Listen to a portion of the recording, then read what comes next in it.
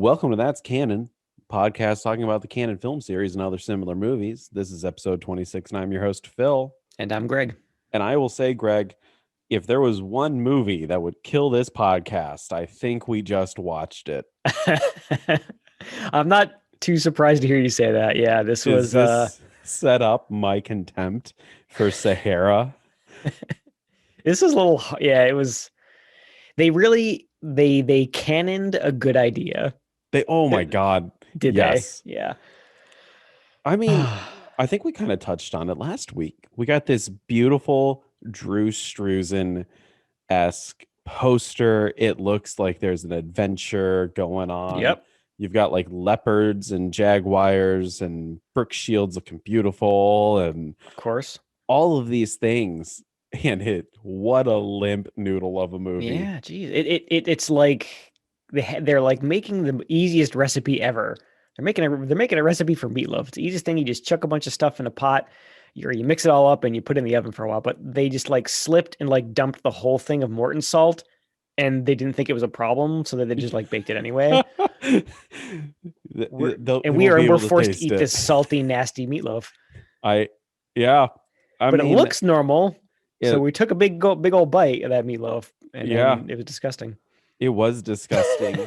I want to say, like, and obviously when we talk about the movie, we'll touch upon it. There's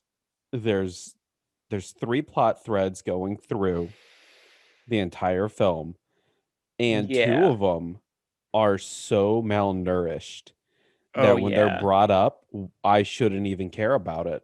It's fleeting at best, and actually, like that's kind of one of the things I wanted to say up front, and I was talking with Becky about this too. It's like there's three, like, I see what you're saying. Like there's like two main movies in this movie, and we saw 90% of one and 10% of the other. Yeah. And the one that we saw 90% of was the worst one. It was. So yeah, like you said, we'll get into that because there are that 10% of the other good movie are kind of sprinkled in almost as like an insult because hey, remember this other cool movie that you thought you were going to get in the beginning? JK. You're not getting that. Well. Sahara was directed by Andrew McLaglen, Laglen, Laglen, right? McLaughlin. Well, it was directed by a guy who has done way better films in the past. He did Shenandoah with James Stewart, which is an amazing movie. McClintock with John Wayne. The Rare Breed with Jimmy Stewart again. And another Jimmy Stewart movie, Bandolero. They're all awesome. I don't know what the fuck happened to this guy. Was this just a case of, because I get the impression, and I'm curious to hear the history afterwards, but I get the impression that he was maybe like a director for hire, or they had a lot of money that they wanted to put into this one movie, and they just got names who they could. Do you think that was the case with this director? I think this was probably the case, an aging director, right? And he's previously done really good things, so let's bring him in for one last go, and we're going to get something amazing out of him. Unfortunately, that just did not happen here. No. Sorry, Brooke Shields. Yeah. Oh man. And well, let's just dive right into it, right? I think this is the best Canon logo we've ever seen so far. I wrote that down too. I was like, oh, we got a nice good Canon logo. I don't think we got the Canon jingle that we all know and love, but we got the animation and it looked great. Yes, it has like the lens flare pop in, and it even did like this sparkle, like almost like a star dying, right? You could say. And how apropos for this movie of something dying. The movie opens up. We're in the Sahara Desert. If you didn't get it, Sahara Desert. And we're watching legionnaires tracking down gypsies, and they have leopards that they have like on leashes, right? Mm-hmm. Now, let me ask you something. I'm not a history person. I know the big moments, World War II, stuff like that. Are legionnaires bad guys in real life? Like, are they quote unquote like the bad guys of history? this movie portrays them kind of both ways. I honestly, yeah, I don't know either, quite honestly. I know there's Legionnaire's disease. I never like, and that's bad, but I don't. I don't really know too much about Legionnaires. Well, so the Legionnaires, they're all dressed in white. They got leopards, and they're chasing gypsies across the desert, and they just murder a whole bunch of them. Yeah, I was actually wondering because like, oh, they've got these big cats on leashes, which I don't think they're from the desert, by the way, but that's neither here nor Yeah, there. Why bother like chasing them with the big cats when you're just gonna shoot them anyway? I don't know, and I thought that too. I was like, "Oh, this is gonna be awesome! Like those giant cats are gonna eat these people," but Yeah, they never get let off the leash, and the no, Legionnaires just kill everyone. yeah, but I guess they're just kind of there for scare tactics, which it would work on me, but Same here. Oh, also, I guess trigger warning: if you don't like seeing white people in brown face, don't watch this movie. ooh, yeah, yeah. I mean, yeah, I definitely have that written down a little later on, but yeah, definitely don't. Well, I guess depending on if you took our advice and watched it before listening to this episode, sorry. Sorry. But yeah, this is littered with British white dudes in various degrees of, yeah, like ethnic makeup, I'll say, Ethnic makeup. and it does not age well at all. Very, very well put. As the Legionnaires murder all the gypsies in the beautiful Sahara Desert, we're left with one lone survivor. And you think they will provide some kind of plot or throughput for this movie. But boy, would you be wrong. Oh, sweet summer child. Uh, I that was probably one of the, I guess, more disappointing parts of the film, and I don't really get. They set this person up, they the kid starts running through the desert, and we get like the aerial shot, and it's like Sahara. This Yeah, is this is all kind of taking place over the opening credits, right? So you kind of get a little bit of scene and then a couple credits, and yeah, you see these really great desert vistas as this person, like the kid, they're wearing these kind of big billowy red robes. They stick out really well against the sand. It's a really pretty shot, and that's why you think you were spending so much time showing the getaway of this kid who got away from the murder of the rest of their family. You think they're going to show up and be some kind of driving force in the plot, but little did we know that yeah. that was false. But like all good movies set in the Sahara, The Hera. the Hera. That's how the kids call it. They call it the Hera. The Hera. We cut to Detroit, Michigan, 1927. Brooke Shields is driving a hot rod. I guess this is what cars or race cars used to look like. It kind of, I don't know, like how would you almost describe this? It looks like a box with wheels, right? Yeah, it's honestly you'd almost have to know what old hot rod cars looked like. Like imagine a Model T with no roof and a little skinnier. Yeah, That's kind of what it is. yeah, I could totally see that. And Brooke Shields, she's got like the airplane goggles on, and she's got the scarf, and Kept she's taken. thinking I kept sorry to interrupt. Oh no. I keep whenever as soon as you see her in that costume, I kept thinking of Mr. Burns from The Simpsons and like Yes. his driving getup with the goggles and the scarf and, and like the big boots. Perfect way to describe the car too, because that's like the car that Mr. Burns drives as well. Vulcanize my tires, post haste. Yeah, pretty much. Yeah, she's got like this whole, it looks like she's ready to take off, right? Right. And they're clocking her, and they're like, "Oh man, she's making great record time." Blah blah blah, and Hmm. they drink champagne, and we're met with the dad. The dad's like, "Oh man, we developed this amazing car together, and now we're gonna get this big car contract for a thing from a guy in a suit who I thought was gonna be the bad guy, Oh, kind of like yeah. an Indiana Jones type thing, right? The bad guy hires James, or I want to say James Bond. Bad guy hires Indiana Jones to get the The Grail, MacGuffin, right? yeah.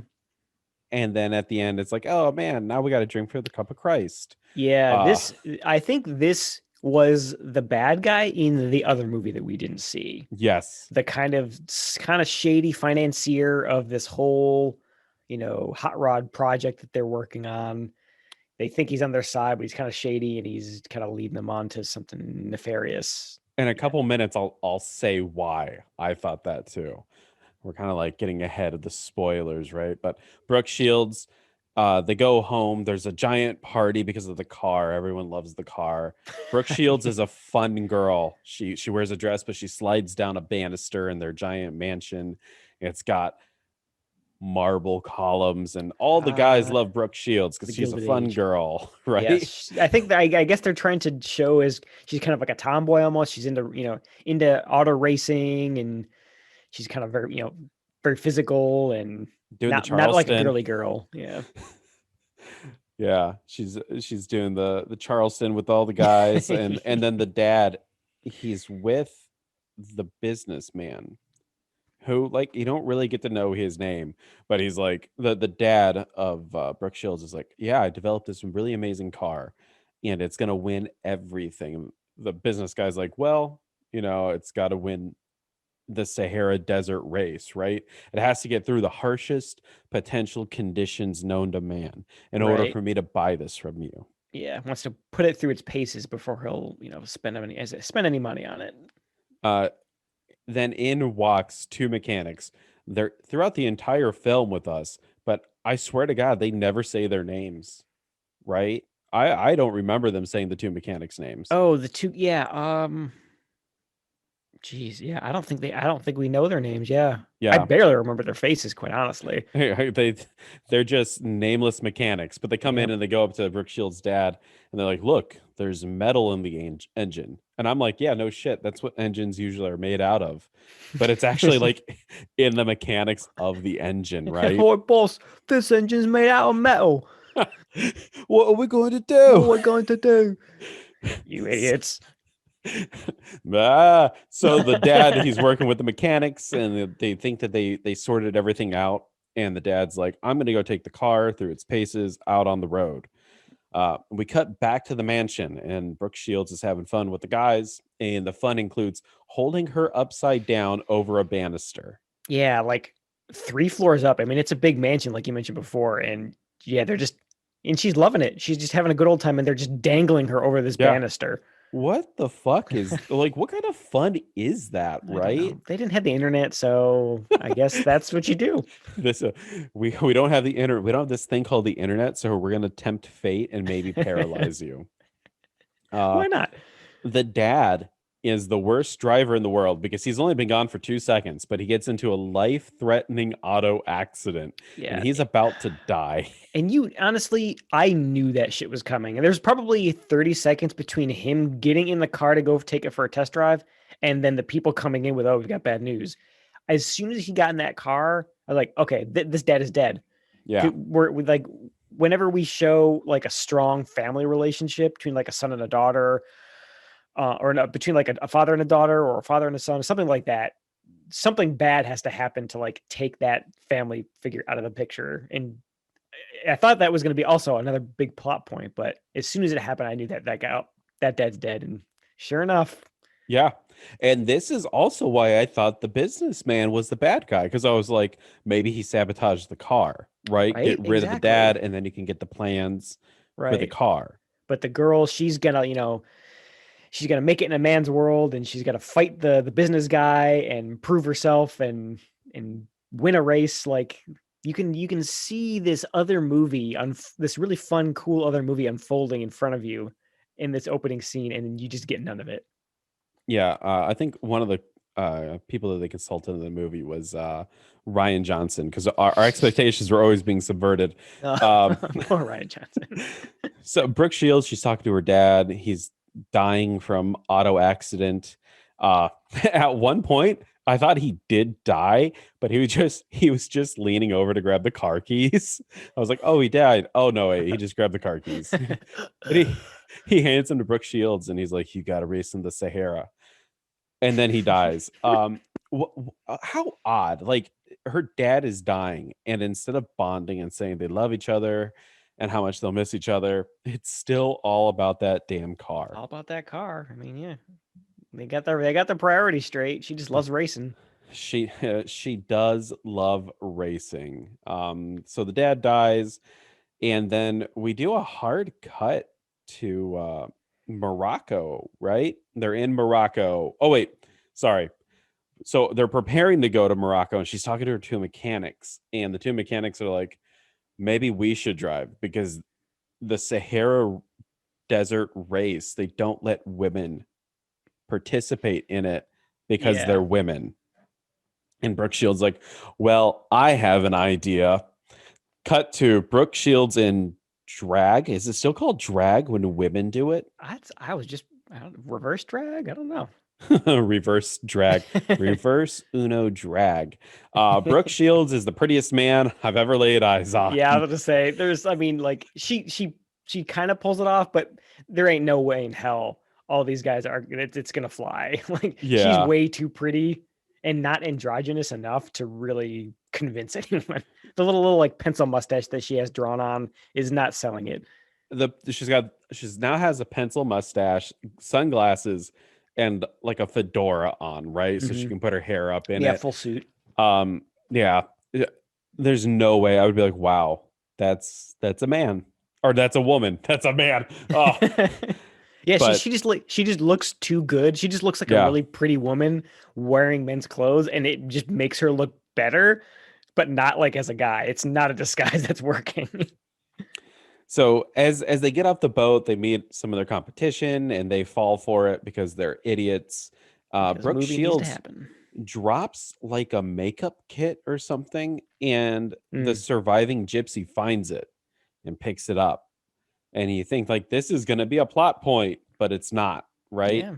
Oh, you've got to they that's their excuse to meet, and Brooke Shields like learns of this horrible atrocity that's has happened in the desert and somehow enlists her help, or the kid comes along to help them through the desert and like as like a guide. Yeah, Again, all like these a cool short ideas are round. flowing. Yeah. Like a short, exactly. That kind of character, like a kind of a Yeah. plucky local kid who's kind of helping them where their street smarts are lacking. Mr. Shields, Mr. Shields. And like that's my name's Gordon in this movie. As Brooke Shields, they're Uh, driving towards the hotel. Out of nowhere, John Rice Davies, not Gimli sized, is on a horse and just jumps right over Brooke Shields's car. Whoa. And In she's like, slow mo, no less. yeah. She's like, what the hell is that for? They're like, oh, I forgot what they call them. Uh Uh, they're the yeah. sheiks or something like that. And Yeah. they're here to buy women. They're there to Goo. buy women. Holy shit. Yikes. Yeah, Brooke Shields, you don't It's get out of Dodge. yeah, no kidding. Brooke Shields goes to a hotel. They're like, "Oh, I have a reservation. We have no reservations for you." Okay. Then Heinrich von Glessing shows up. You remember And that character's name? Jeez. I only because of Wikipedia. Uh Okay. Heinrich is also part of the race. He's a German, in case you didn't get it from the name. Hmm. And him and Brooke Shields talk, and he's like, "Oh, well, I have multiple places to stay inside this hotel room. You can have one of them." And you're kind of like, "Okay, they're gonna be buddy buddy or something like that, right?" Uh, Yeah. well, at least this character is more of a character, right? Yeah. They're introduced in a way that you think they're gonna stick around, and then they actually do. Exactly.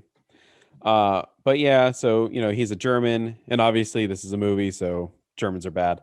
Uh, Of we cut course.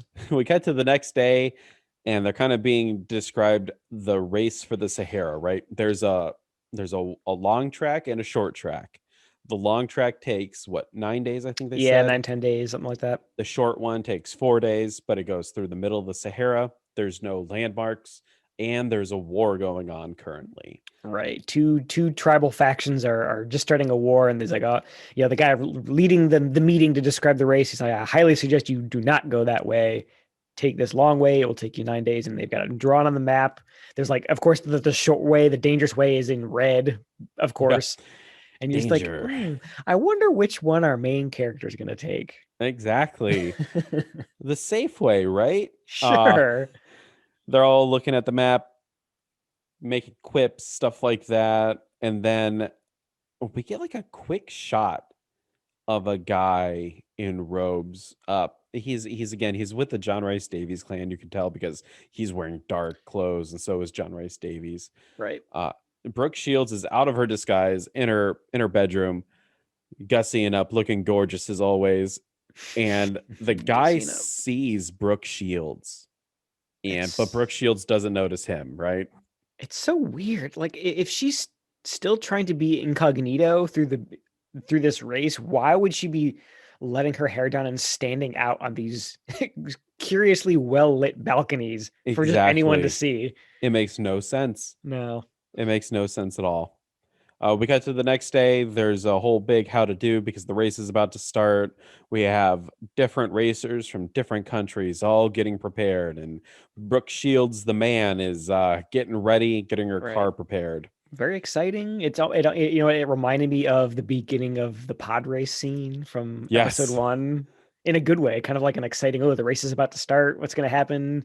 We kind of get, yeah, like you said, we little glimpses of all the different racing teams from the different countries, and and then John Rice Davies, he races his horse across in front of all the drivers, yep. and it causes them to misfire the starting cannon. And the Italians immediately go reverse and they hit a wall. And you're like, what the Blah, blah, fuck? blah, blah. What's up with the slapstick? Because the movie has not, indicated that there's going to be any slapstick, but it's okay because No. that's pretty much it right there. Yeah, I think this is sort of the turning point where, like, up to this point, you think you're still getting that kind of fun adventure race across a continent movie. Right about now is like it's very, like I said, it's very exciting, and you get a little bit of comedy, and you can sort of start to see it go off the rails, and you don't realize it yet at this point, but this is the last real scene you get of the race movie you thought you were going to see. It's literally the next moment that I think ruined it for me. Mm-hmm. So they're all driving. Brooke Shields takes the lead of the race, and she goes now, and her mechanics who are with her go now, and she rips the wig off and throws away her fake mustache. And it's a girl, and all the other racers are like, "Oh my god, it's a Whoa. girl!" It's And we makes had no this sense. 10-minute plot point that exists for nothing. Yep. Right out the window, just so that she could get to the starting line, I guess. Like if they are so against having women drivers be in the race, they'll just disqualify her later. Yeah. Wait. At the end of the race, they'll just be like, "You're a woman. You're not allowed to do Oh, this. yeah, you pulled one over on us. You're disqualified. Get out. This is 1927. We can do those Yeah, things." I mean, as much as it sucks, like I'm not totally not agreeing with it, but if her goal was to win the race to prove to this financier that the car has what it takes, why would you jeopardize it like that? I Yeah, I have no fucking clue. As the racers go deeper into the Sahara, they come to the junction of the short track and the long track. And obviously, Brooke Shields, she takes the short one.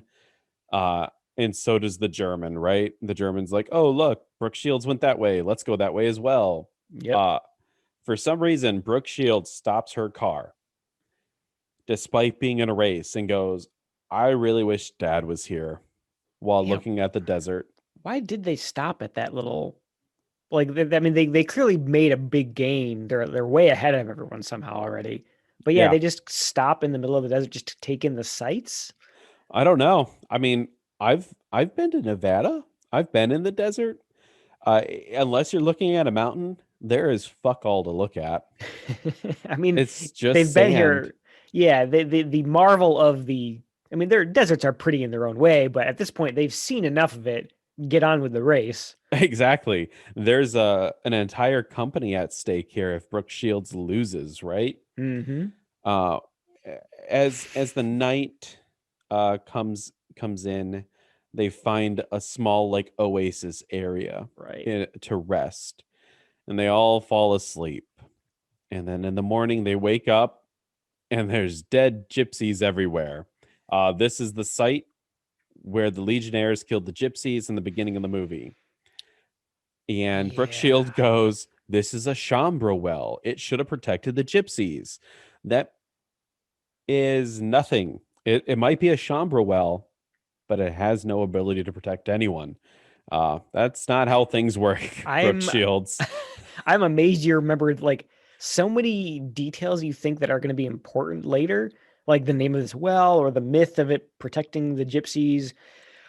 I do think it's going to be important, but it comes up later, not once. So I completely forgot. Completely forgot about all that crap. I'm amazed Yep. you must have written it down or something. As I was watching it, I wrote it down because I was like, this might be something. But a lot of my stuff that I wrote down turns out to be nothing. Yeah. Um, One other thing here, like, were the bodies not there when they got there at night? that was really confusing as well, right? I've been in the dark before, and I can usually see the ground, A and little bit. I would be able to. I think I would be able to smell bodies that were baking in the desert sun. Seriously, you'd think that they'd know. I mean, and they show Yes, later in the morning their car is parked like right 10 next to feet them. from this pile of like 2 dozen bodies. Did they Wouldn't not notice those things there last night? wouldn't your extra senses like detect something? You'd think, yeah, you'd smell something. Or, I mean, honestly, I would, like you said before, I would argue that they should have seen them because Oh yeah, just in the scene before, there was a bright moonlight, bathing this whole area in really like bright light all night long. Clearly, you think that they would have seen this big pile of bodies there next to the car. we would be wrong. We would be. Brooke Shields is there to fucking win a race, not detect murders. If only she Uh, stuck to that. yeah, she did. Um, John Rice Davies shows up out of nowhere, probably from over the sand, with a bunch of people on horseback and camelback, and they start taking chase. And Brooke Shields and the mechanics, they start driving off, but since this is 1927, the car probably has less than a horsepower, and they're immediately surrounded by all of John Rice Davies' men, Yep. and they get captured. And you're And kind of like, okay, the plot's kind of, picking up. Obviously, this is the war part. There's going to be something interesting that happens. little did we know that now begins the other movie. Yes, and holy shit, is it awful? It's Yeah. so bad. I mean, we'll preface this up front. We spend probably the next 90% of the movie in this kind of captivity scene. Yep. That's what we got going on for the next, most of the movie. Bait and switch here. There is no Bait and adventure switch. unless you like to hear John Rice Davies talk about how Brooke Shields is his slave now. Um, Over and over and over. And then her other characters do the same thing. exactly. We cut back to the location where Shields was originally kidnapped. Heinrich is there, and they know she got kidnapped, and they're totally fine with it. Heinrich is a bad guy. There we go.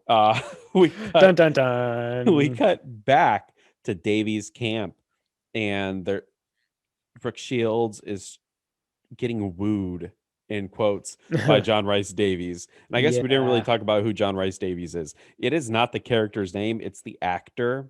Um, but it's just John Rice Davies, Yeah, he's in kind of, I guess he's not the leader of this band of which was also warriors. confusing, right? Yeah, they kind of set him up to be, but as we learn a little later, he's kind of like the second in command to a Yeah. younger his nephew who's the like a prince or something, I guess. Though he's the Merovingian from the Matrix. Wait, is that really him? Yes. Oh, awesome. John Rice Davies was in a very uh much better adventure movie, in case no one knows this. You may have heard of it. He's Sala from Indiana Jones. He's also Gimli from Lord of the Rings. He was also in an okay sci-fi TV show called Sliders, Yeah. which is not about tiny burgers. Just to thank We you. got dad jokes, folks. So it's a canon film. So John Rice Davies tries to sexually assault. He tries to sexually assault Brooke Shields, but she's not Oh, having any of it. She throws down a kerosene lamp, and his fucking tent goes up in flames. Uh, yep. and she That's what you runs. get. She runs away into the desert. What did she Uh, think was going to happen? I don't know. What an idiot. I I mean, understand that she doesn't want to get like enslaved, but it's a fucking desert. you're in the middle of the desert. Yeah, like, I mean, at least you've got some chance of survival if you stay. I mean, like we've in our jobs, we have to take these kind of like training classes, and one of them is, how to behave in a hostage situation, and I think they like explicitly say in these kind of scenarios, like, don't try to just like run away if you've got no hope of being found because you'll die out in the elements. Yeah. And almost she did. We got an excruciating like 4 minute scene of her walking through the fucking desert, and she finally passes out, It's bad, and yeah. Long montage. then scorpions, desert scorpions, are about to sting her, and the Merovingian shows up without a French accent. I thought this dude was French. That's why I was surprised to hear you say that that was the same actor because the French accent he does in The Matrix is, at least to me, sounds good. I mean, maybe to a French speaker, it probably sounds terrible, but So the yeah, guy, the guy, his name is Sheikh Ahmad Al Jafar, or they just call him Jafar through the entire film. He is portrayed by Lambert Wilson, who is French, but he hmm. has a very just normal, plain American accent in this film. Yeah, kudos to him for if he's actually French and was able to hide the accent to sound vaguely American British, kind of a hybrid at times. Yeah, I don't know. Yeah, Very pretty good on impressive. him. He will be in the Matrix 4 also, by the way, according Heck yeah. to the IMDb. So the Merovingian shows up and his horse kills the the scorpions. He's like, no, and he stops time. And there's like a bullet slow motion time effect. I'm just kidding. The horse just Oh, stomps at the scorpions and they all die. And yes. John Rice Davies kidnaps her Yep, again and recaptured. talks about how it's his slave, and the Merovingian and Davies are talking about who gets to own Brooke Yep, Shields. it is my legal right.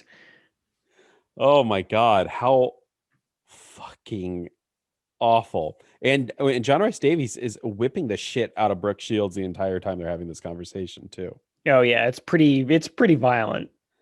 I mean, he does Uh that to all the women in this camp. You see him just constantly like shoving them around, and Brooke Shields is treated the same. yep. Meanwhile, the Germans are working with the Legionnaires. The Germans have delivered a second car that we've never seen. We don't know where it came from. We don't even know how it got here. But it's Oh going to yeah. be their war car, where so they put a piece of like sheet metal where the windshield is, and then they So just mount a machine gun on it. I mean, I guess I that metal looks really heavy. Like, there's no way those two guys are lifting it. But regardless, like, I did you see this whole thing coming with them being in league with the other warring tribe, like No, selling them? It was kind of surprising. I I don't know if it's necessarily in a bad way. I mean, it was an interesting development, but I just like, it's yeah, like, where did they get all this stuff from? it's surprising for a couple reasons, right? One, where did the other car come from? Yep. Two, why? What is the Germans? What do they gain from this? Uh, Three, how did they even meet? Because this seems like they only go to the Sahara for this Okay. race, I right? Like, guess. Okay, here's my theory. Early on in the hotel, this is the German guy says, "Oh, I've got rooms here. You can have one." Maybe he's been here for a while. Like, he's kind of established in this area uh, and he's gotten to know the okay. tribes.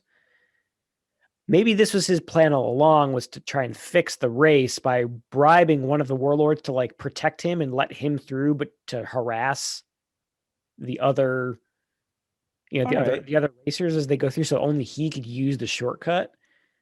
I could see that. I could see that. I guess I'm kind of pulling some of that out of my ass, but I feel like that's the only way you'd explain what he's doing here because it's extraordinarily dangerous. what he's Yes. doing.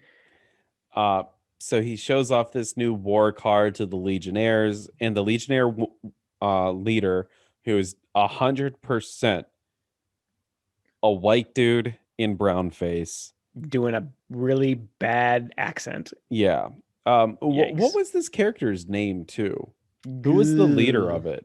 I honestly, I don't remember not a single character name except for Jafar because it's Jafar from Aladdin. Exactly. I don't remember any other actor or characters' names. So the only reason I bring this up is because when I was looking at IMDb, Ronald Lacey from Indiana Jones, he's the creepy Nazi. He's in this movie, and I don't remember seeing him. Wait, which So, creepy Nazi? the one who's like Fraulein, and he gets like Oh, the guy who the burns his hand on the yes, medallion?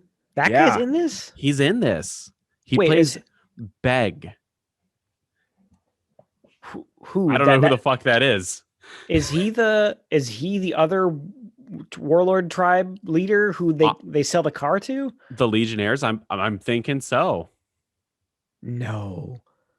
I Really? don't remember seeing him at all in Yeah, this you're right. I movie. don't. I mean, I feel like he would be a pretty recognizable face and or voice Yeah. or both. But yeah, I would not have guessed that he was in this at all because yeah, I don't know where he would. I don't recognize him. So Good, I guess, for disappearing into the role. yeah, I guess because you can't knock him, right? If you Yeah. if you don't remember him in the movie, was he ever in this really bad movie? The Legionnaire leader, he gets a demo of the car, he loves it, and then he's like, "I'm gonna drive it," and then he immediately goes in reverse and he wrecks the car, right? Like flips it immediately on a rock. And then he takes the Germans' other car, and the Germans left with the wrecked one. It really goes nowhere. Everything that we're saying doesn't matter. So then we cut back to, and it doesn't. It really doesn't. Nope. And you know why, and the listeners will know why eventually too. We cut back. Brooke Shields is talking to a British butler who's also with John Rice Davies' clan because Jeevesy. he's there because, right? They don't really give a. He's like, I really like Jafar, and I hope he goes to this British college, and that's really his motivation for being there. Oh, I forgot about that. I remember him saying that he was a prisoner there, like he got captured at some point too. I forgot he has some weird line about wanting him to go to Oxford or Yeah. something. Yeah, geez, what was that about? I don't know. It doesn't make any sense to me. And It and clearly does not have any impact on the plot later because he ain't going to college at the end. Spoilers. yeah. So John Rice Davies comes back for more sexual assault with Brooke Shields. Hey, it's a canon movie. Yeah, exactly. But the Merovingian comes in and he's like, no, that's my woman. And he's like, no, that's my woman. And that goes on for like 5 minutes. And then the Merovingian goes, I'm going to marry her. And John Rice Davies goes, she's a blue-eyed devil and you can't marry her. This is so that is the quote of the week, actually. The this whole line about her after he says, oh, you can't have her, and well, why not? It's my legal right. I captured her. And he said, not if I make her my bride. And he said, oh, you can't marry her. She's an infidel. She's a blue-eyed demon. And I thought that was such a weird thing to say for this. Yeah. Like, you're clearly all lusting after her and she's like this prize, but you're calling her a weird blue-eyed demon and she's bad luck. It's a really weird, like, kind of two-faced thing to say, but it's not only funny as a line, it's funny because it comes up throughout the rest of the movie. They are constantly like referring to her as the blue-eyed demon or a devil, or it comes up so often. Yeah. It's hilariously weird. And the Legionnaires call her that too. That's the more everyone calls her that. Weird thing is that they all have the same insult for Brooke Shields. Yeah, but at the same time, they're all coveting her in a creepy way. Hardcore. Yeah, it's very strange. It's a quote of the week because it's just like a weird a nugget of weirdness that persists through the whole rest of the movie. And I couldn't stop hearing. Like it sticks out like a sore thumb every time they say it. I think isn't there a word for it, like simps or something like that? Like they're nice guys, and then but they're just like really dicks too, right? Like, oh, Yeah. I love you, and like, oh, you're a bitch. The idea that these are all creepy incels just adds an amazing layer of They're fuck this movie. they're, they're That's Saharan great. incels. Oh my god. Oh yeah, that's Uh, great. so, and just in case you forget what this movie's about, they cut to the other countries Oh, that's having the right. race, and like the Italians are still fucking up. They're like stranded in the desert. They got The like a flat French, tire. the French, and like I think it was the Swedes. They're getting pulled by camels at one point, Yeah, which is actually like that's actually kind of funny. I right? actually laughed out loud at that because you get this really kind of this tight shot of them. You know, they're clearly you're meant to think that they're neck and neck in the race, and they're yelling back and forth to each other.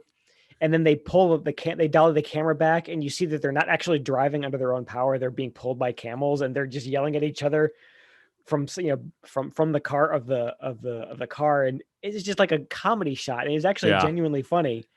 My That's notes the race that I wanted to see.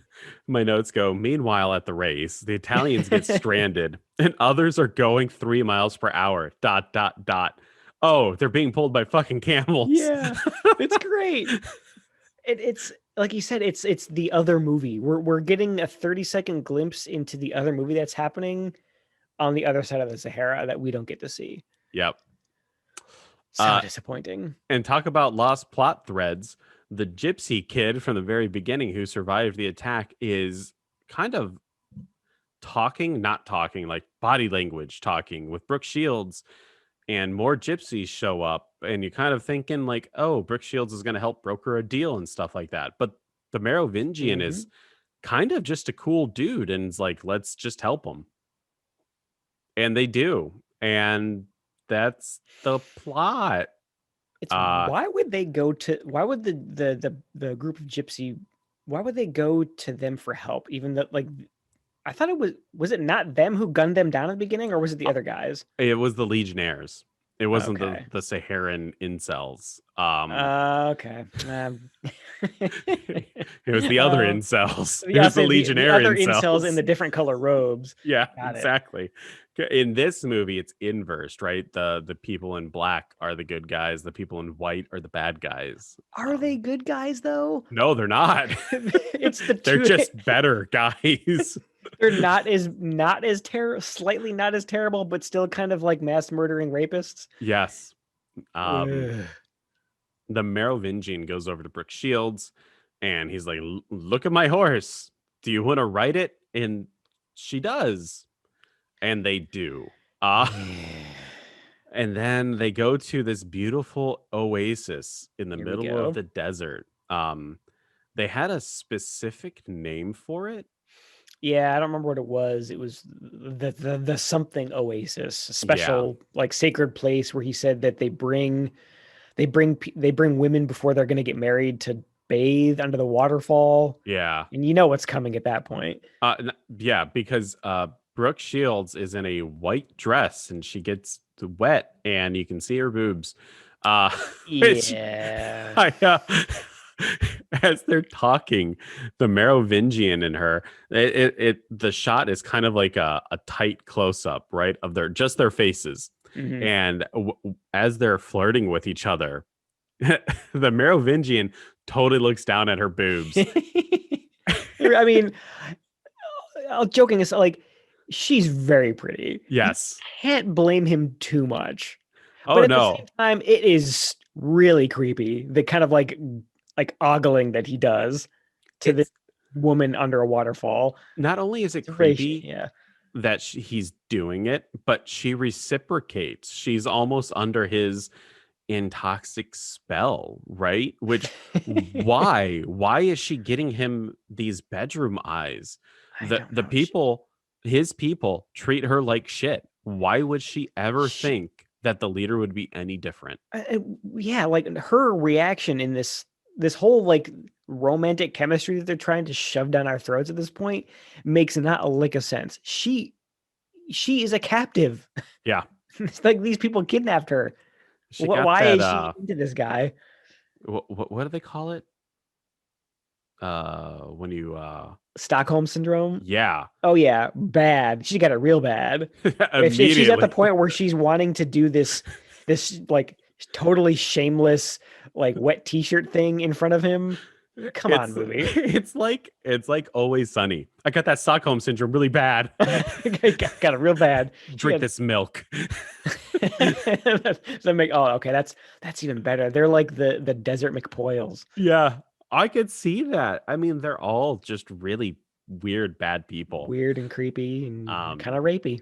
yeah, but Shields is into the Merovingian, and they Oh start yeah. making out at the Oasis, and they should have played a little bit of Oasis while this was happening. Uh, There's a back. really Oh, go ahead. there's another really good line here. Not necessarily good, but it's just it shows you how badly the movie has gone off the rails at this point. He says this thing. He's like, "Did you know that the other people at the camp they talk about you around the campfire?" Oh yeah, that's She's right. like, "Really?" In this really stupid voice. Like it's kind of like you could think of it, these people are out to war and they're like, this is a picture of my wife, and like, oh man, she's so beautiful, she's gorgeous, the entire, but he's like, yeah, they talk about you around the Around the campfire, campfire, and and she's totally like, out of character for yeah, her. she's like turned on by it, like, oh, Yeah, and she puts on this. really? It's practically like a Valley Girl Yeah, accent. Like she is totally not the same character that we got before. The no, kind of like rough and tumble auto racing girl who's trying to like prove herself in this cool race.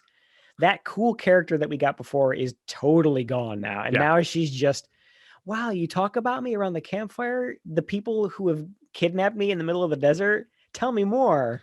She should have been like, fuck you, I'm gonna hang you over a balcony. Yeah, right. I kept holding out hope that something like that would happen. Like she's just because they in the beginning of the movie, you can tell that she's a smart person. She Yes. know like she's kind of a savvy person, especially. I mean, I'm sure she had to be to kind of make it in like a male dominated auto racing scene. Like I kept thinking that she's you know putting on some kind of show to like make her escape. She learned her lesson the first time. She's going to escape more intelligently this time. It never happens. Yeah, I don't really get it either. um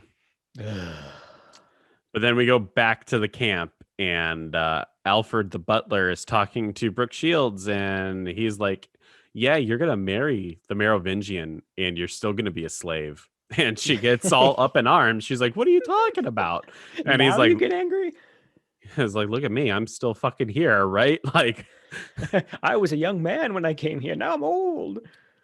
so then Brooke Shields goes and confronts the Merovingian, and he's like, I'm a simp, and an incel, and yeah, you will be my wife. And John Rice Davies is like, yeah, you should really beat the shit out of her. She has to submit to you willingly. Yeah. He actually says she's too strong. You need to beat her down. Yes. And yikes. They also they say they need to beat her down, and she needs to submit willingly. My idea of submitting willingly is, I guess, way different than Submit Gimli's, willingly. because it's the next morning and Gimli has buried the mechanics up to their heads in the sand, and they're dropping like fucking beetles and scorpions on them. Oh yeah, it's kind of scary. I mean, if putting yourself in their shoes, I cannot imagine being buried up to my neck in sand and then having poisonous bugs kind of like dangle over my head. Ugh. Yeah. Then Davies grabs Brooke Shields and he's like, submit. Do it, come on. I'll kill your guys. Yeah. I just want to sell me some feet pics. But give me the OnlyFans link. Yeah. Luckily, though, the Legionnaires come to not, kill some incels in the desert, and they show up with their war car. And the Brooke Shields, that's a badass, shows up again, and she grabs a box of TNT, and I'm thinking to myself, what the fuck is she gonna do with this? So something cool. All the Saharan incels have their guns, and the war car is driving over the dunes, getting ready to get into attack position. Brooke Shields runs out into the desert. She starts planting TNT into the sand. Right. And I'm like, I get it. I get what You know what's she's gonna happen. doing. Yeah. And then she grabs a gun. She's not. I At first I thought she was gonna go up to like the Merovingian and go like shoot the fucking TNT, but she grabs her own gun Yeah. and she starts shooting it, and she blows up the fucking car. Oh yeah, she bullseyes these little, I mean, comparatively, like at a distance, these tiny sticks of dynamite and nails it like first try and blows up the car. It's awesome. Yeah, I Why can't we have, like you mentioned before, this is the other character, the other Brooke Shields from the other movie who's kind of, an auto racing badass who is apparently a sniper too, doing cool stuff like blowing up cars. That's a totally different character than the one we saw in the horrible like Oasis scene a second ago. yeah. Uh, and also this thus ends the plot point of the war car. That's right. Yeah, it just gets totaled. I uh, so yeah. Anyways, the war car plot thread is over. The Legionnaires they run away, and the Merovingian and Brooke Shields kind of look at each other, and there's no words exchanged. She just throws the gun back at him, and the Legionnaire leader is looking at Brooke Shields through some binoculars, and he's like, "You, they have a blue-eyed devil woman." She's protecting them. Oh my god, this weird mythology that they like build up around her, like she's some supernatural, simultaneously a good and bad luck charm, I guess. Yeah, I don't. And yet he it's wants her. it's super weird. And then yeah, the Merovingian follows Brooke Shields into a tent, and he's like, "I rule the sand, so I own you. At night, come to me." And Brooke Shields is like, "No," and the Merovingian's like, "Please," No. which is kind of weird. If he owned her, why would he say please? Yeah, they're Right? they're trying to they're trying to make you hate this guy, but then in the next scene make you feel sorry for him and like and try to commiserate with him and feel like you're like how do you even describe it? They're trying to do two things with the same character. He's both a horrible kidnapper and a lovesick prince, I guess. It totally clashes. Yeah. Uh, it may be because he's just stuck in the desert, and like the guy to girl ratio I mean, so yeah, he's small, right? he's deep in that inceldom. Yeah, he is. Uh, and then for some reason oh wait, not yet, but we get the meanwhile at the race moment. Oh, we get another one. Yeah. Because it's been 30 minutes, so we got to remind you that what this movie really is fucking about. Uh, the British, it's a British car because it's got the Union Jack on it. It's not just me saying British people. They drove down the middle of a fucking canyon and are surprised when they're met with more rocks, and they're like, "Bloody good show, then." Crikey. Wait, no, that's Australian. Yeah, Whatever. Australians are just at least probably back then are closer to British than they are now, right? Because I mean, Australians were just British people that they When were criminals, right? Yeah, I think so. I don't know my Australian history.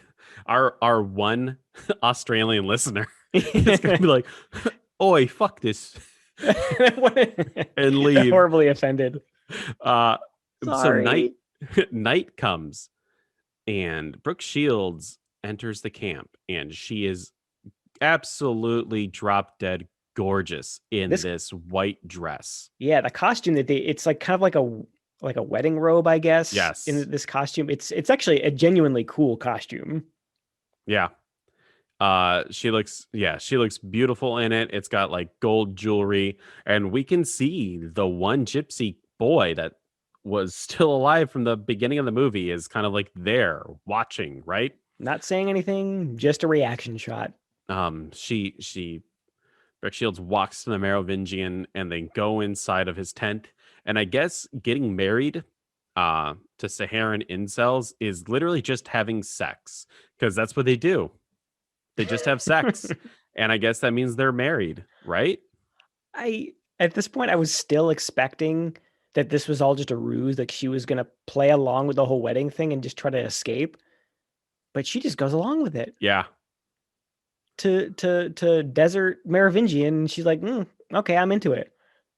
Ugh. And it's even weirder because after the morning rises, she kind of kisses him on the cheek. He's still sleeping. And she grabs like this red scarf and smells it. And I'm assuming it's his. And it's like, is she really that enamored with the Merovingian that she needs Mm, something that smells like him? that's good kidnapper. Yeah. Ugh. She sneaks out and she just abandons her mechanics to death and torture. And she takes the car and drives away. We'll come back for you. Pretty much. Uh, but the British butler, I guess, loves to sleep in the trunk or the back of the car because he just shows up and he's like, "Hey, I'll help you win the race." Oh, And that's you're right. Yeah. just kind of like, "Okay." Was he trying to, was Jeevesy trying to escape, or did he just happen to be sleeping in the back? I think he was just happened to be there. Just happened to be there. Because he seemed pretty content with his slavery with the tribe, and now he's trying to escape, I guess. Yeah. I Um don't know. so he's like, I'm gonna help you win this race, and this is gonna be great. 2 seconds later, the Legionnaires show up. They literally just pick Brooke Shields up out of the car and kidnap her, and then they stab the butler. And it's like, you are fucking worthless. This Right? is like 20 seconds tops from him revealing himself in the back of the car to him getting shanked with a huge ass sword. I don't know. It was so weird. What's the point? Um, Jeeves, so no. so now she essentially goes through the same kind of thing at the Legionnaire camp. She Yep. gets brought in, the men spit and rip her clothes off, and she gets put into a cage. And the butler doesn't die. He gets back to the Merovingian and he's like, the Legionnaire guy stole her. You should probably do something. And then the Merovingian talks to John Rice Davies and he's like, we're not gonna go save that blue-haired devil or blue-eyed devil, which is The really weird. Blue Devil. It's Marge Simpson. Well, It's really weird because the Merovingian is the leader of this group, right? at this point, we've established that John Reese Davies is just kind of like an older uncle, but he's not in charge. So why is it that he controls half of the quote unquote army of this tribe? I do not know. Because I would assume, um, if he's the leader and this is, excuse my ignorance, the leader should just kill the guy, right? And then like boom, like there's Yeah, no there's no discussion, right? challenge. Yeah. Yeah, stop questioning my orders. Yeah, you'd think that there would be a lot less bickering between the leaders, and he's just kind of the absolute authority. No, we're going to go save her. You do what I tell you. Uh, so anyways, the Merovingian, These tribal politics, we just don't understand. I don't. I She's trusted literally advisor. don't get it. John Rice Davies, he gets like a speaking to from the butler. I really don't remember. This is about an hour and 20 into the movie, and Patience is fuck running thin. me. Yeah, It's it. I was already amazed that Jeeves even survived that stabbing. So Yeah. I was not listening to a word he said. Yeah. So they Merovingian goes off to save Brooke Shields. Brooke Shields is now getting attempted raped by the leader of the Legionnaire. By a That's not even a different. joke. It Oh literally just happens, right? Like, yeah, it's like you said before. It's the same scene that we got with the other tribe with John Rhys Davies in the beginning. Now we're getting the same exact scene with the other leader, the Legionnaire leader. He's basically doing and saying the same things. It's like, you're my legal. It's my legal right. I own you now. yeah. Submit to me. And as Brooke Shields fights back, he's like, this is getting me more turned on. I like it when you fight me. Yeah. It makes the blood hot, he says. Whew. Yikes. Hard yikes. But luckily, the Merovingian shows up and they're distracted. Brooke Shields gets put Yay. into the Jaguar prison. Oh, the enclosure. Yeah. It's Yes, kind of which this. They put her on this platform above where all the big cats are, and it's like what, like 10, 20 feet up, and the cats are like jumping up to try and swat at her. They can't quite get her. it was awesome. Oh yeah. And I think they actually had her in the room because there were a couple instances where you see one of the leopards jump up and they will pan up and it's Brooke Shields standing above that cat. Yes. It's not a double. It is a wasted set for this movie. Yeah. 100%. So, anyways, the Merovingian's crew shows up. They all start getting shot to death by legionnaires. But, you know, obviously not the Merovingian because he's the quote unquote hero of the movie now. Yay. And Other kidnappers are gonna save me. The exactly. better kidnappers. He sneaks into the Legionnaire headquarters and finds Brooke Shields in the cat cage.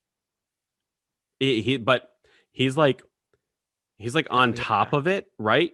He snuck up to the top where there's this hole, and they throw down a rope for Brooke Shields to climb up. It was a cave, right? Yeah, but So Brooke like Shields, a hole. Yeah. she didn't have the upper arm strength to do it. And instead of just like tying the rope around her and being like, "Hey, you've literally got an entire fucking army out there. Pull me up as well." Yeah, that was a little strange. She tries to climb it. Yeah, that's what I was thinking too. Just tie it around your waist and have them pull you up. You It gave up you too can quick. tie it around your waist and you can climb up it while they pull. So it's like double action, right? Right. At least you're not gonna fall like you did. Yes, but she can't do it. So the Merovingian goes down into the hole, and he opens up the drawbridge, and he throws like a guy, and the kitty cats get him. And then one of the Jaguars finally gets up on the platform. Now, Greg, Yeah. they're going backwards through a door, right? Mhm. Brooke Shields is already beyond the door. The Merovingian just has to take like one more step back, and then he's through the door. And you can close it. Yeah, why have this moment of the Jaguar is going to kill me? Because they paid for a couple days of Jaguar action, and damn it, they're gonna get their money's worth. And yeah. Because like there's the Jaguar's on the platform where Brooke Shields was, and then Jafar is between her and the cat, kind of protecting her, and they're backing out. And she hands him a torch to sort of like scare it off. And you think that's going to be the end of it, but no, it's a canon movie, and we've got an animal cruelty box that we need to check badly. Yes. So I'm going to throw this flaming stick at the cat in real life, and you can see it hit the cat in the nose. For like a split second, it hits the cat in the nose, and the leopard, it kind of recoils, and they cut pretty quick after that. But you can like tell it hits that poor cat. They're like, we can't film actual animal cruelty. So then they get the cat, they close the door, they run away. Just then the mechanics and the lone gypsy survivor show up in the race car. And while people are dying, people are getting shot, Sala, John Rice Davies, gets shot in the gut, and he says something like, "You're the leader of the desert. Don't leave with that bitch at the end of the movie because you own the sand." And then John Rice Davies hands him his gun, and he dies. And you don't feel anything because John Rice Davies is a right bastard. Yeah. But they try to make you sympathize, because we get this whole dramatic death scene for a kidnapper and a rapist and a murderer. Yeah, that's not happening, movie. This guy's a dick. Yes. And as he dies, because you probably fucking forgot that this movie's actually about a race, we see the race happening as the war is occurring in the background. The audience does a collective, oh yeah. Nice. And the Merovingian's like, hey, get in your fucking car and go race. I'm gonna kill more people. And then Okay. we're back at the race, Greg. Oh, But just like that. you know what the difference is now? You literally don't fucking care about it because it's been an hour and 26 minutes Yes, and and there's you've 10 already minutes left in the film. Why would you care? yeah, you at this point we've already abandoned any caring that we had for the cooler, better movie that we got in the beginning. So Brooke Shields is back on the race, and Heinrich Van Bad Guy is neck and neck with Brooke Shields. Did you forget about the evil German?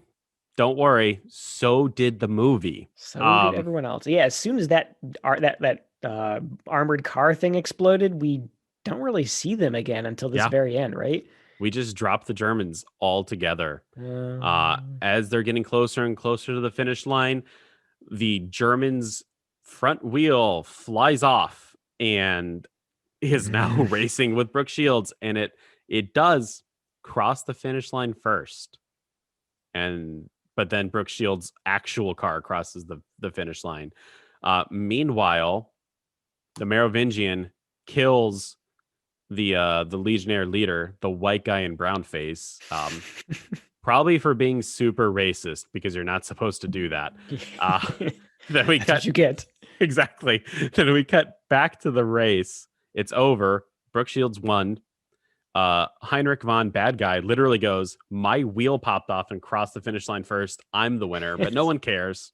No, okay. You can even tell that he doesn't really believe it.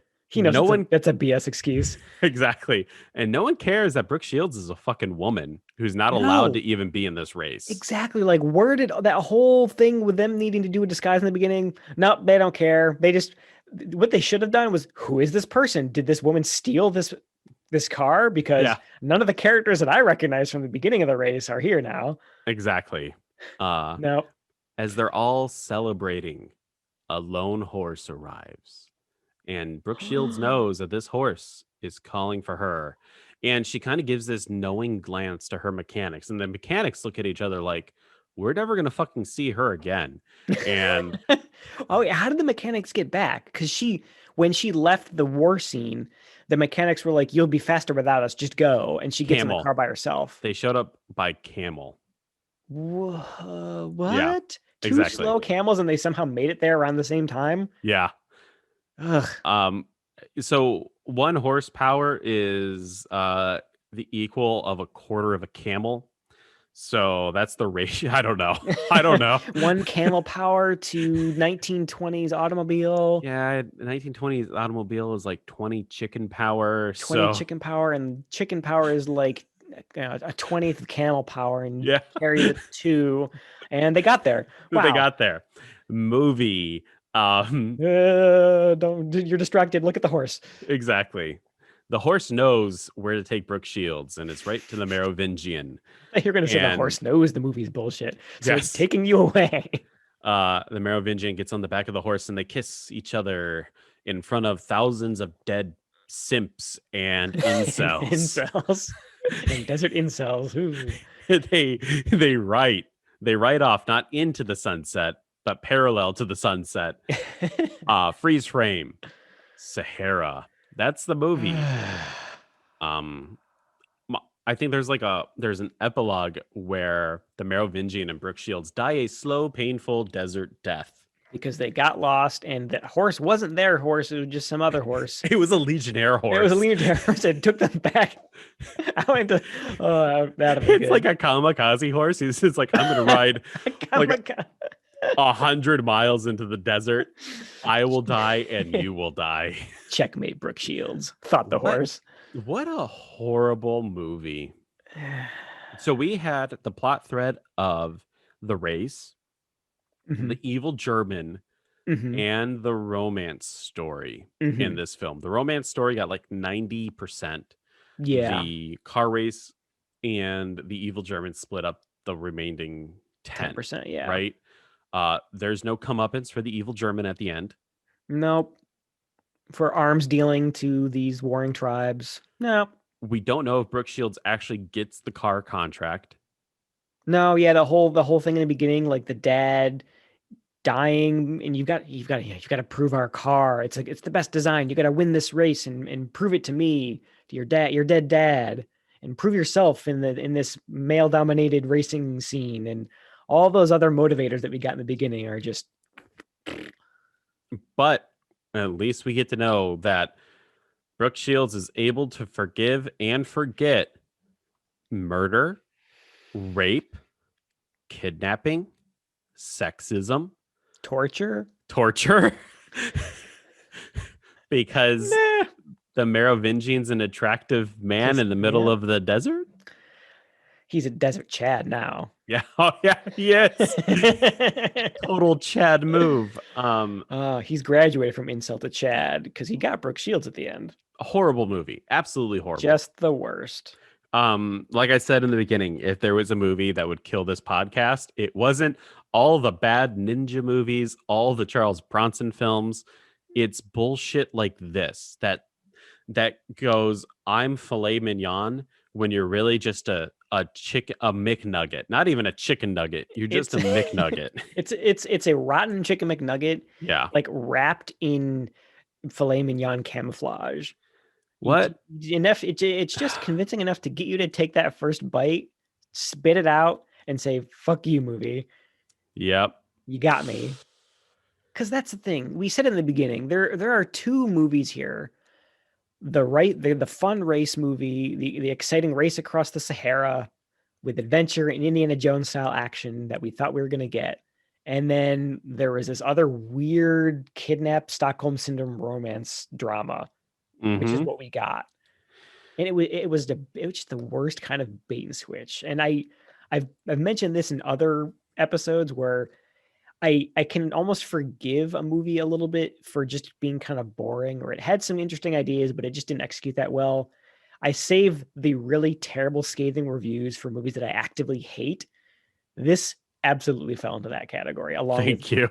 Dr. Heckle and Mr. Hype. It's in that shit trough of movies I actively hate. At least Dr. Hackle and Mr. Hype had quotes like, now that's a foot I can love. Or And where'd you get that perfume? Army surplus? yeah, or Classics. Dick Miller or a murder lion puppet. This was so serious and sincere in everything that it tried to do. Yeah, yeah, you're right. You're absolutely right. It tried to take itself way too seriously, so that when you got those kind of goofy slapstick moments with the other movie, the auto race, it made no sense, and it just made you hate the movie more for like tantalizing you. "Ooh, look at this other good movie you could have gotten." Oh, just kidding. We're back to the horrible rape scenes. Exactly. So here's a little peek behind the curtain of Sahara. Uh-oh. The film was inspired by three things. Okay. Brooke Uh, Shields. four things. The film was inspired by Mark Thatcher, who was a prime minister's son who became lost in North Africa in 1982 during an auto rally, which you're kind of thinking to yourself, that could be an interesting film, Yeah, right? cool movie right there. Okay. It was also inspired by Raiders of the Lost Ark, an adventure film. And you can Sure. totally see that Yeah. in John Rice Davies being in the fucking film, Of the course. Nazi from Raiders of the Lost Ark being in the Yeah, film. exactly. It's got those kind of trapping, the characters, the token bad guys, and the locals who are very knowledgeable, and yeah. And then a 1921 film named The Sheik, which Menahem Golan had an affinity, a fondness for, right? So they started making this film back in 1982 because films take time to make, but I'm pretty sure this was shot on a weekend when people were bored. The weekend they could get Brooke Shields for, a couple hours a day. Exactly. Originally, the film was going to be directed by Guy Hamilton, who directed four of the best James Bond films ever. Goldfingers. Gold, Goldfingers. Diamonds Are Forever, Live and Let Die, and The Man with the Golden Gun. Wow. So yeah, he did the best Roger Moore one. He did some of the best Sean Connery films. So Guy Hamilton, but he dropped out. They were taking way too long.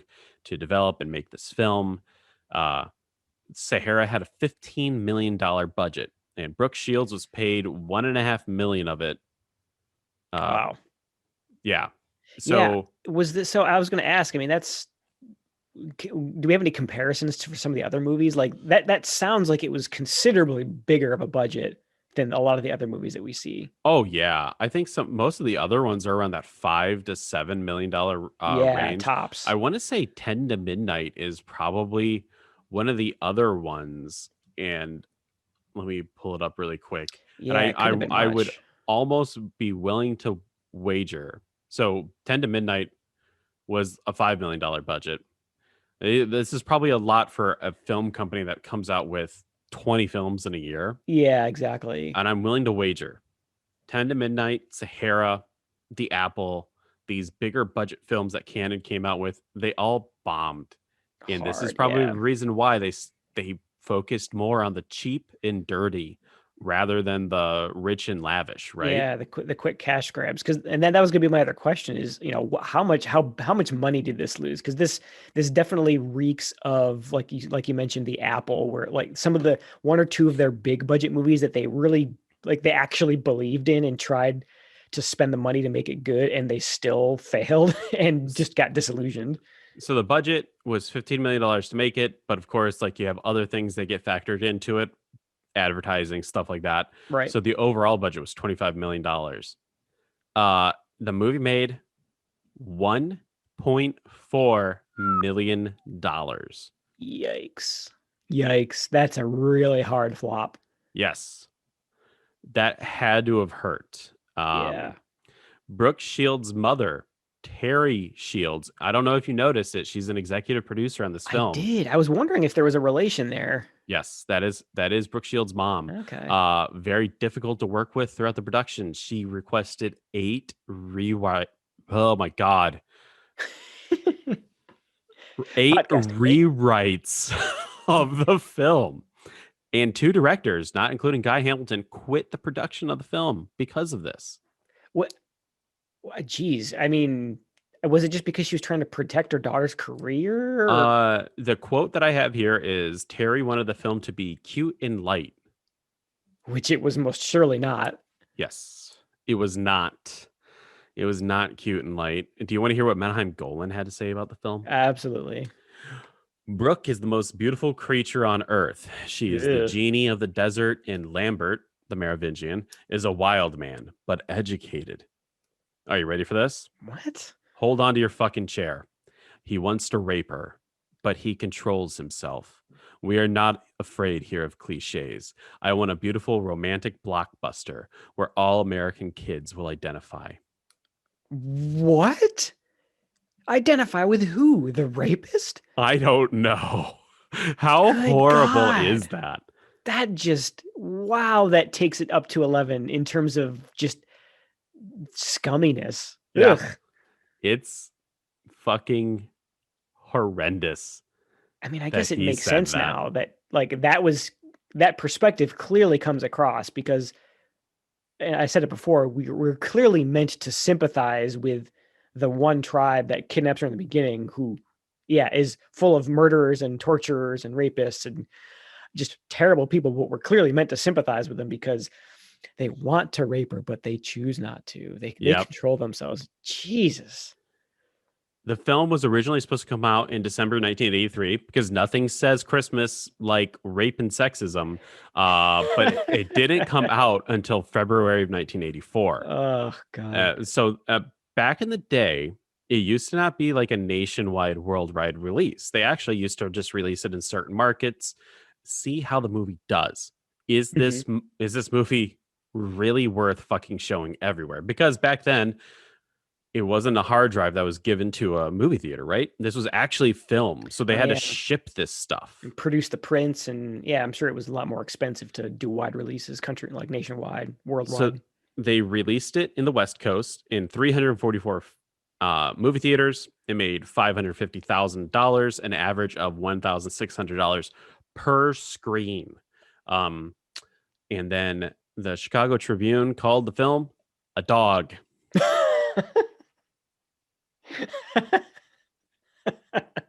If all of this Oh my wasn't god. insulting enough, though, Greg, A at the dog. 1984 Razzies, Brooke Shields was nominated for Worst Actress. Oh. Yeah. And won Worst Supporting Actor for her role as Brooke Shields with a mustache, making her the first and only actress to win Worst Supporting Actor. Oh my god. That's great. Who Was, that's Sahara. was that review from the Chicago Tribune? Was that just it? I Oh love the man, idea of that's all that they like. That's all they printed. They like pulled up this like whole half page of real estate, and they just said a dog. It was a a dog. dog. That would be great. Oh my god. Oh man. I mean, I agree with everything. Usually, like some of these movies, like these lost, because I've never heard of this movie before. Right. These lost films, you can kind of find like some forgiveness in it, Right. and you can see the intention, and you can see what they were going for. They just didn't have the right moves. Yeah. This movie had it all. They had the actors, they had the setting, they had the story. They They just, had they had the music too. yeah, Ennio Ennio Morricone. Morricone. Yeah, Amazing. they just fucked it up. Yep. Honestly, the quote you had from Menachem Golem, that's just like a perfect explanation for this because and that's the good differentiator, right? That's the differentiator between the movies that are bad but had good ideas and tried to execute that good idea. This movie was they had shit, horrible, terrible ideas from this guy and the producers and everyone else, and they wasted the few good things that they had trying to execute a bad idea. Yeah. And it just makes you hate the movie even more. Yikes. I mean, so okay, yeah, in terms of a star review, this was a half star for me. I gave it the half star because A, the costumes were pretty cool. B, the setting is kind of cool. I like they shot the desert well. Yeah. It looked overall the movie looked good. And I gave it a half star of credit for the people behind the camera who made that happen. That's it. Everything else was just garbage. I And I hate it. I agree with you. I agree with you. I agree with everything that you said. Um, I don't think there's. Look, I don't know. He's I speechless. am almost speechless. Yeah. I mean, What we've pretty it much was. said everything we can. It was just squandered potential. We got that 5% that was the fun race across the Sahara. That was the movie that we wanted to see, and we didn't get it. I'm gonna let Roger Ebert help me out again, and this is a pullback Preach. from Mr. Hype. I hated this movie. Hated this movie. Hated it. Hated every simpering, stupid, vacant, audience insulting moment. There we go. I don't think you could say anything. It's Yeah. Dr. Jekyll, Mr. Hype. Looking back on it, not saying that I'm looking at it through rose tinted glasses or that I have any more fondness for it, but there are moments where I think about it and I laugh at to myself about the film. Yeah. Um, this It will takes never. I don't know. it takes a This, special kind of fuck up to really get you to hate the movie this much, yeah, and you almost have to give it a little bit of credit for that because yeah, like I said, it takes a special kind of effort and kind of perfect storm of bad ideas, bad intentions, and just terrible everything to really make you hate a movie this much. And I, this somehow yeah surpassed Heckle and Hype in the yes. hatred category. I got bagels this morning before seeing this film, and I threw them sat all up. I sat down, I watched it, and when I was done, I got up. Jackie was, she just got done eating her bagel and stuff like that. And I was like, "You're welcome." And she was like, "Oh, yeah, thanks for the bagels." And I was like, "No, you're welcome for not making you watch this movie with me." Uh, I've spared you a great torture. yes, You said with that 1,000-yard stare. I've seen things you I've people seen some wouldn't shit. believe. Brooke Shields falling in love with a rapist. Some things can never be unseen. These moments are lost like tears Like, in the dude, rain. how dare you sully a quality Blade Runner quote, classic Blade Runner quote, to describe this movie? You take it back. Oh man, you've already laid it on us. But let's go ahead. Let's hear that. Let's hear that quote of the week again. The quote of the week is short. It's up front. It's when we first start to realize the horrible atrocities that this tribe is going to commit and that Brooke Shields is going to fall in love with. This is John Rhys Davies, and he says, describing Brooke Shields, he says, she's an infidel, a blue-eyed demon.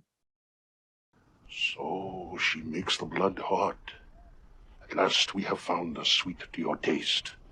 Good, very good. You would not touch her. Tonight is mine. I have the right. The law says that she is mine. Not if I take her as a wife. You would not dare. She is an infidel. A blue-eyed demon. No, my lord, you must not. Oh, it's like poetry. Isn't that what rhymed. they say about movies sometimes? It's like poetry. This movie is an infidel. This movie is a blue-eyed demon. It's It's Incel the something. movie. So next week, because this was the 25th one, and I guess maybe we should have kind of We should have thought about that in congratulated. advance. Yeah, we should have. We should have tried harder to get some of the earlier films that we couldn't find. I guess we should kind of pat ourselves on the back and congratulate each other. Yeah, We've we made made it halfway through a year. Yeah, that's roughly 6 months of mostly garbage movies with a couple gems here and there, but mostly garbage. Forcing ourselves to sit down every week and watch one of these hot steaming piles of trash and talk about it for an hour and a half. I gotta say, well, though, well done us. Well I done, gotta Phil. say, I definitely look forward to every Sunday. I don't know what I'm looking forward to. I look forward to it. For it being over. There's definitely something to be said about watching a film and discussing it with someone. Absolutely. I also think that like we've kind of expanded our taste of movie. I won't speak on your behalf, but you know, I definitely look forward to watching ninja films, and I have a higher love for Charles Bronson than I ever thought I could have. 100%. You're right. Yeah, I think there is something to be said for, or there's a place in the palette of movie critique or whatever you call it, what we're doing right now. But there these kind of movies, these kind of horrible movies, have a place there in like giving you a basis for comparison. If you can't appreciate or at least get yourself through the trashy movies, how do you know that the good movies are really that good if you don't see bad movies to compare them against? Right? Exactly. If you just based your opinion or your movie watching habits off of the top list of whatever website, Right. how do you know that those movies are good if you don't go tip your toe in the garbage, right? Tip your tongue. The Dianoga Take a dip in the sewage jacuzzi. Exactly. The Dianoga trash monster will he'll take his little tentacle and he'll give you the Sahara every once in a while. Oh god, that's a verb we gotta stick around. We got Saharan. We got Sahara. Okay, yeah, that's from now on. Whenever we get bait and switched by a movie, thinking it's going to be a fun, cool, action adventure movie, and it turns into garbage, we're gonna say we got Saharan by that movie. Yes, 100%. What a well, Greg. Thank you for doing this with me. I'm having a great time. Thank you. I look forward to the next 26. We've got a lot of canon left, but 25 movies is nothing to snub your nose at. And I think it's time, as all great men do, and we are some great men, to sit back and reflect on the past, because you can't accurately go forward into the future unless you occasionally look behind you. So let's do a retrospective Yes. of the last 25 films, Sahara sadly included. And I think the objective for next week's discussion, we should kind of rack and stack our own top 25. We'll start with the worst, go to number Mhm. one, our Yeah. favorite, which will, I'm gonna prognosticate here and say Oh the boy. movie that we love the most probably starts with the J. Yeah. um, Yeah. Okay. but I don't want to poison my. I'll give that some. I'll clear my head and I'll give that some really good deep thought. And I think you're right, but we'll give the other. I mean, there's some other gems in there, like I said. yes, So we'll give them a fair shot. We'll kind of look back over the history and maybe re-listen to some of our episodes and kind of, like you said, reflect on and kind of see where we're at. The kind of a state of the union, state of the podcast. exactly. And we'll kind of just go over to them, through them, and talk about them. It's obviously not in depth, else we would be here for 25 hours. Buckle up, audience, all two of you. Exactly. But it'll be something different, something fun. And then once we get back into talking about movies, we're going to do the Burt Reynolds film, Mm. the Bubblegum Rally. Is that what we decided on? Bubblegum I Rally? think we did, yeah, because we wanted to contrast what we thought Sahara was going to be with a good, fun race movie. Yes, Cannonball. Yes. I don't know So why I said the Gumball Rally. this is the we're going into and other similar movies territory Yes. with this one. Yep. So this is the Similar to Red 1981 Sonja. action comedy film, The Cannonball Run. Yay. But yes, next one is a retrospective. It'll be fun. I look forward to talking about some of these films and maybe forgetting some of these films. Yeah, it's going to be very interesting. I think that's going to be the most fun part about it. So hopefully that will be the fun part for listeners too, is if remembering back to some of those really just the real pits. I feel like we remember the really terrible ones. It's going to be the kind of middle of the road ones Yes. that I think will be pleasantly surprised that they existed. I look forward to it. So we'll Greg. see. Well, if you like what you're hearing, go ahead and subscribe. Send us an email too. You can send us an email at That's Canon. We're not even talking about the Twitter anymore, even though what I just did was talking about Twitter. What was the email address? That's Canon. That's CANNON at gmail.com. We're also out there on YouTube. I'm getting back into it. It's been, a rough few weeks at work, but I'm over that desert hill and I'm being swept away by the Merovingian. And then the horse is going to come the kamikaze horse is going to lure you back. Exactly. Sadly. But yes, you can follow us at That's Canon on YouTube and email us at That's Canon at That's Canon CANNON at gmail.com. And remember, since we said it, That's